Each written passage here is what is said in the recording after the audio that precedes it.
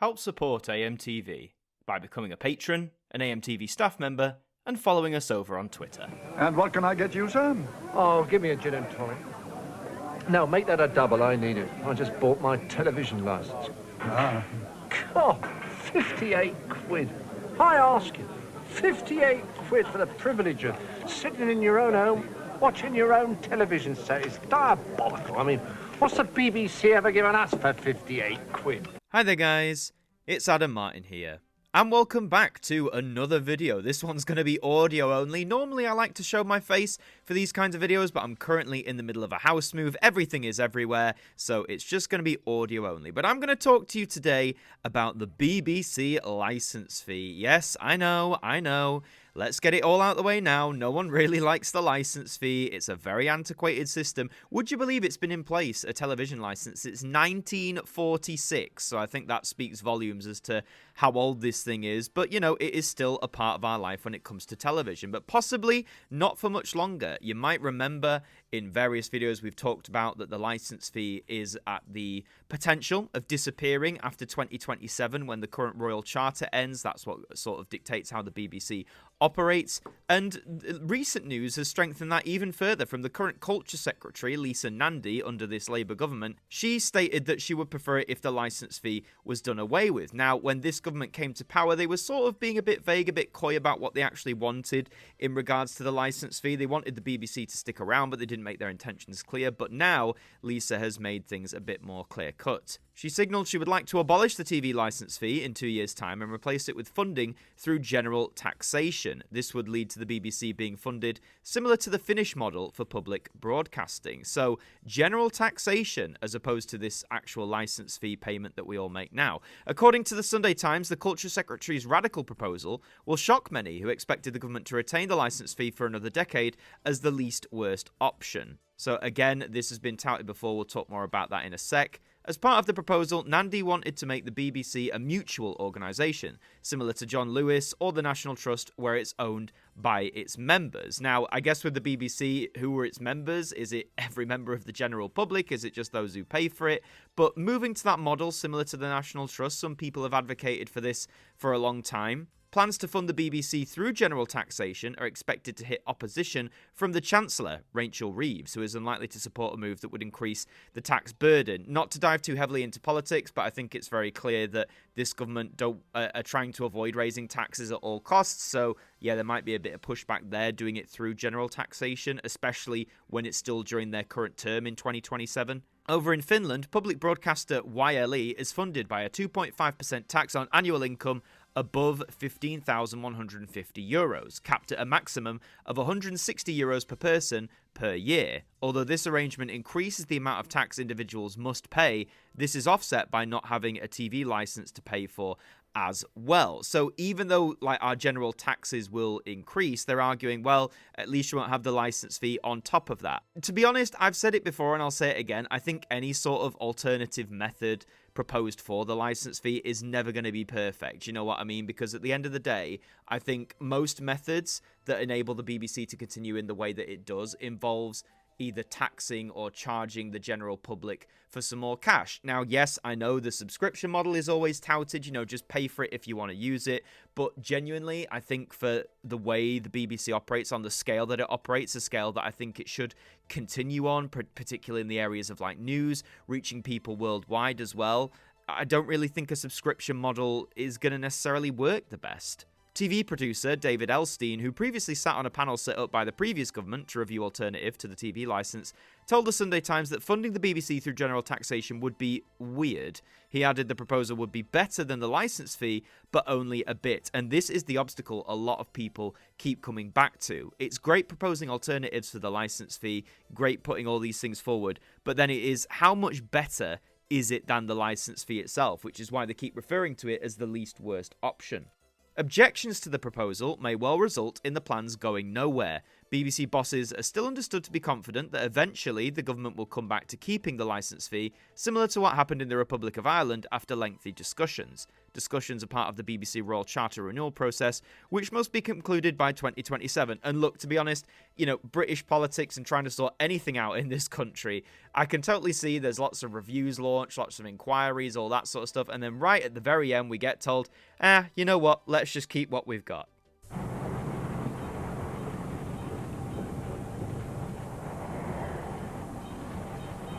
Nobody likes someone who never pays their way.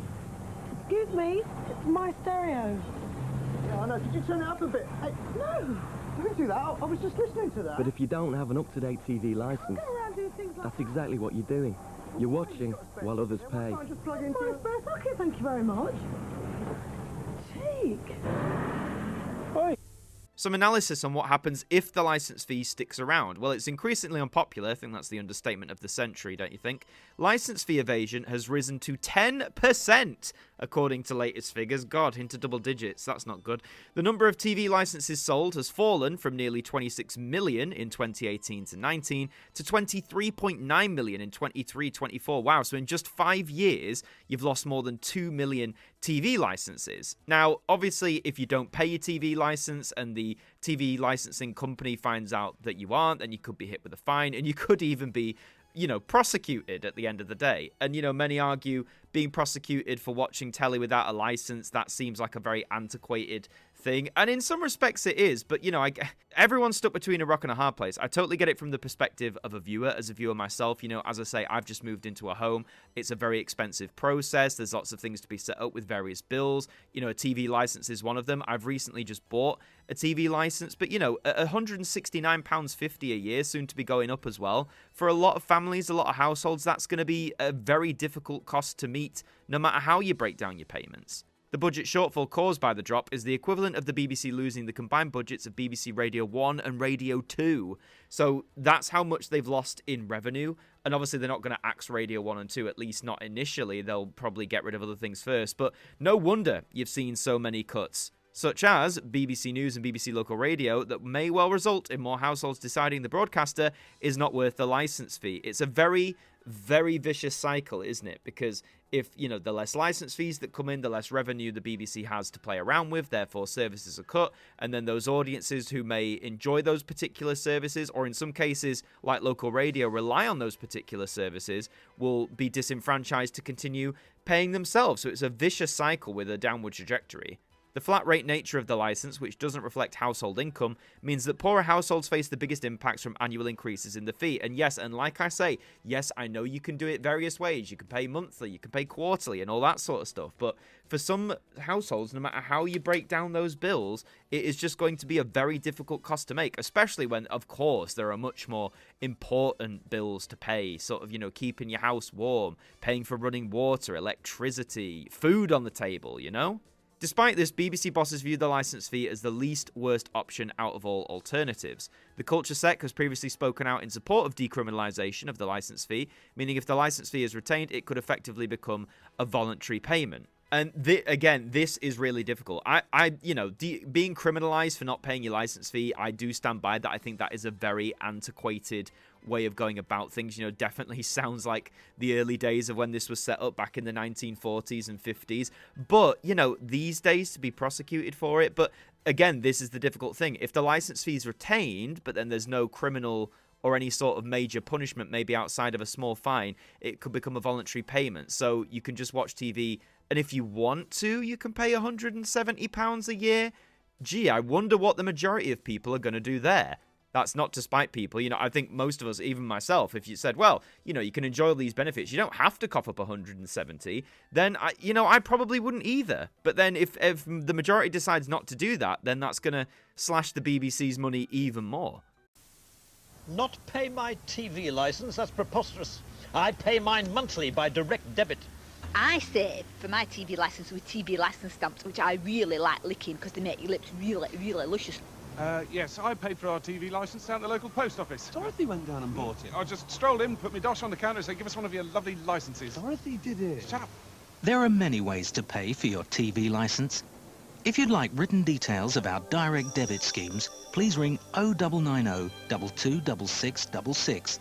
That's 0990 226666. To protect their revenues, this could lead to the BBC effectively paywalling its services, something that becomes much easier with the migration to streaming-based TV platforms, whereby registration for a BBC account, already required for iPlayer and Sounds, is directly linked to a TV licence. It appears this is the direction of travel for the BBC, reflecting their confidence that the licence fee will be retained. Oh, okay, so the licence fee exists still, but within a paywall, so you can watch TV, I guess, on the other channels, maybe, like ITV, Channel 4, etc. But if you want BBC stuff, then you'll have to pay for it, more similar to a subscription model. But what it doesn't outline here is, say I wanted to access something on BBC One, right, via the iPlayer, or just via the TV.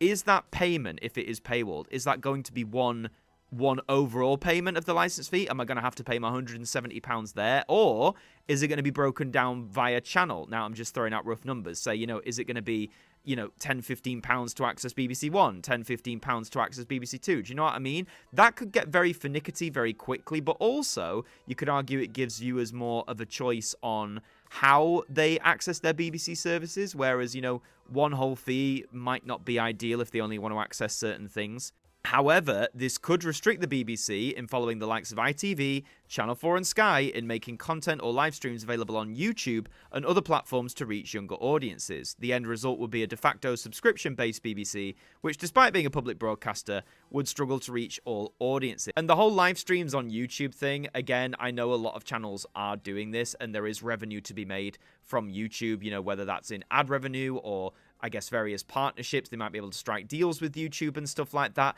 But I mentioned it in relation to ITV, and I'll mention it here as well. I always wonder how lucrative is that for these broadcasters, putting stuff on YouTube.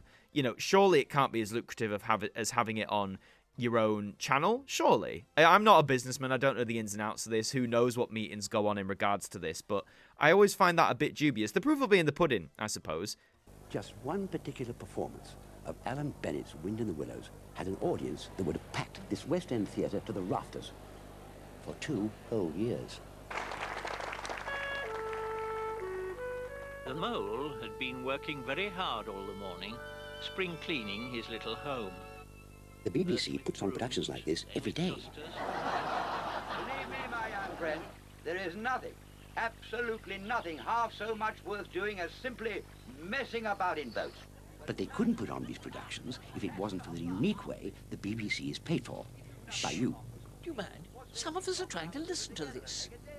Sorry.